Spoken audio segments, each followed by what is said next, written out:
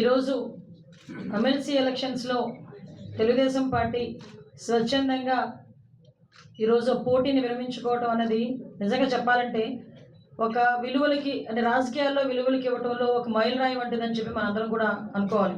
ఇదే MPTC elections అప్పుడు notification వచ్చిన తర్వాత వాళ్ళు అధికారంలో ఉండి మేము ప్రతిపక్షంలో ఉండేటప్పుడు ఎంపీటీసీ ఎలక్షన్స్కి నామినేషన్ వేయటానికి కూడా మమ్మల్ని చాలా ఇబ్బంది పెట్టిన సందర్భాలు కూడా ఉన్నాయి. నామినేషన్ పత్రాలని సంచుల్లో దాచుకొని చాలా భద్రంగా ఎవరు చూడకుండా ఎవరైనా చూస్తే మమ్మల్ని కొడతారేమో, ఎవరైనా చూస్తే మా నామినేషన్ పేపర్లు చించేస్తారేమో భయంతో ఆ రోజుల్లోనే కూడా చావుకి ఎదురెళ్ళి చాలా మంది కార్యకర్తలు ఎంపీటీసీల కింద జడ్పీటీసీల కింద నామినేషన్లు వేశారు.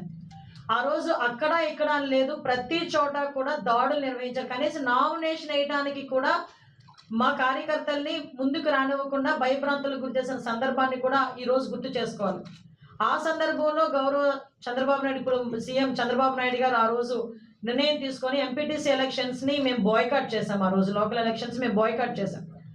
ఆ రోజు బాయ్కాట్ చేసిన తర్వాత మళ్ళా తిరిగి ఈరోజు ఆ ఎమ్మెల్సీ ఎలక్షన్స్లో ఈ స్థానిక సంస్థల ఎమ్మెల్సీ ఎలక్షన్స్లో పోటీ చేయడం అనేది నైతికత కాదు, అది విలువలకు విరుద్ధంగా ఉంటుంది అని ఒకే ఒక ఉద్దేశంతో ఈరోజు గౌరవ చంద్రబాబు నాయుడు గారు ఈ నిర్ణయం తీసుకున్నారు.